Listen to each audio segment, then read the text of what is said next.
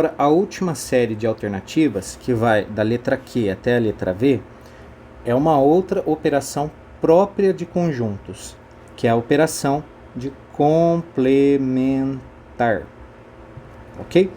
A ideia é muito simples. O que falta para eu complementar um determinado conjunto de tal modo que ele tenha todos os elementos de um outro conjunto também. Ou seja, ele vai ter os elementos dele e ainda falta alguns. Quais são esses alguns que faltam para ele ter todos os elementos daquele outro conjunto? Vamos lá, vamos resolver a letra Q para a gente entender isso. Esse Czão aqui, ó, não é o conjunto C, beleza? Esse Czão aí é a operação. Que operação? A operação complementar. A primeira letrinha que aparece aqui, ó, no canto superior direito, grudadinha no Czão, ela é o conjunto que a gente está analisando, ou seja, eu quero saber qual é o complementar de B, ou seja, o que falta em B. Mas se eu estou perguntando o que falta, eu tenho que perguntar também em relação a quê, né? Falta o quê? Em relação a quê? Ah, eu tenho R$100, me falta quanto? Quanto para quê? Ah, para eu comprar uma calça jeans, beleza? Então eu sempre tenho que saber em relação ao que falta. E aqui a gente também está perguntando isso. Qual é o complementar de B, ou seja, o que falta em B para que ele também tenha todos os elementos de A? Por isso que a leitura dessa sigla toda funciona assim: complementar de B em relação a A, beleza? Em relação ao conjunto A. O que falta no conjunto B para que ele tenha todos os elementos de A? Vamos comparar. Quem que é B? Vamos anotar aqui no cantinho, ó, quem que é B? B é 1 e 4. Esse é B. Quem que é A? A a gente já sabe. É todos os números naturais do 0 até o 5. Beleza. A nossa resposta tem que ser o seguinte: o que falta aqui, ó, nesse conjunto B para que ele tenha todos os elementos de A? Bem, vamos lá. O B já tem o 1 e já tem o 4, correto? Então, o que falta para ele ter todos os outros elementos de A? Falta 0, 2, 3 e 5. Portanto, o complementar de B em relação a A é 0, 2, 3 e 5. Agora, eu quero que vocês percebam o seguinte: a resposta dessa alternativa, do complementar de B em relação a A, é exatamente igual à resposta da letra K, que é A menos B.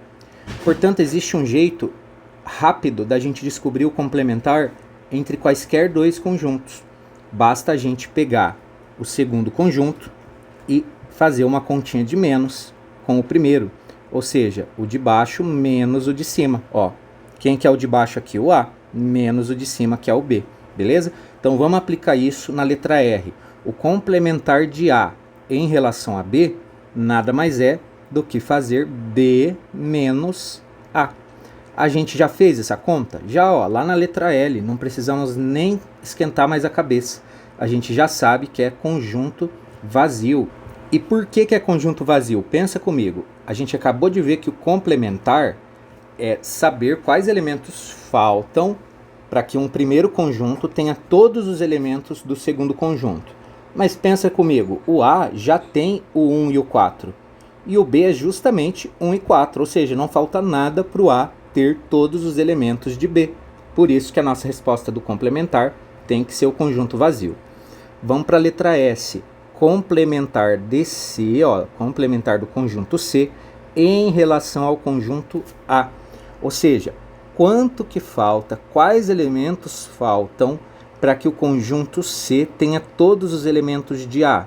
Bem, a gente já sabe que a regrinha é: eu pego o segundo conjunto menos o primeiro conjunto. E a gente já fez essa continha aqui também, ó, na letra M.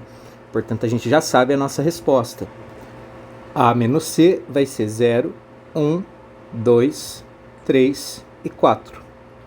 E pensa comigo, ó, quem que é o conjunto C? São os elementos 5 e 6. Quais elementos faltam para que o conjunto C tenha todos os elementos de A? Exatamente esses daqui. Porque o C já tem o 5, beleza, o 5 também pertence a A, mas isso aí ele não precisa, porque ele já tem. Mas quais outros elementos de A que ele não tem? O 0, o 1, o 2, o 3 e o 4.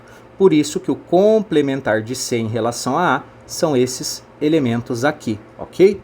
Vamos então agora para o próximo exercício. Letra T. O complementar de A em relação ao conjunto C. Então, mais uma vez, o que falta em A para ele ter todos os elementos de C? Então, a gente já sabe que é o de baixo, né, o segundo, menos o de cima, que é o primeiro. A gente também já fez essa continha lá na letra N. Portanto, a gente sabe que a resposta é 6, elemento 6. E, de fato, é isso, ó. O que falta para que o conjunto A tenha todos os elementos do conjunto C? Só falta o elemento 6, não é? Porque o 5 o A já tem, ó. Então só falta o elemento 6. Por isso que a resposta da letra T é elemento 6. Vamos lá, mais uma. O complementar do conjunto C em relação ao conjunto B. Então, mais uma vez, vamos aplicar a regrinha. O de baixo menos o de cima. Vamos lá, a gente já fez essa continha também, ó. B menos C é igual a B, ou seja, é igual a 1 e 4. Pensa comigo, ó, complementar de C, ou seja, o que falta para que o conjunto C tenha todos os elementos do conjunto B. Olha lá, o conjunto C tem os elementos 5 e 6, e o conjunto B tem o elemento 1 e 4. Portanto, para que o conjunto C tenha todos os elementos do conjunto B, ele precisa ter o 1 e o 4, que é justamente a nossa resposta. E a última, o complementar de B em relação a C, a gente já sabe a regrinha, o de baixo menos o de cima, e a gente já fez isso daqui lá na letra P, portanto a nossa resposta é 5 e 6. Ó, o que falta para que o conjunto B tenha todos os elementos de C? Falta o elemento 5 e o elemento 6. Uma observação muito importante. Sempre que numa operação entre conjuntos, uma operação de diferença, uma operação de menos, o resultado é o primeiro conjunto, ó, como aconteceu aqui na letra O e na letra P, B menos C é igual a B, C menos B é igual a C, isso significa que esses dois conjuntos são disjuntos. O que significa dois conjuntos serem disjuntos? Significa que eles não possuem nenhum elemento em comum. Nenhum elemento em comum. Beleza?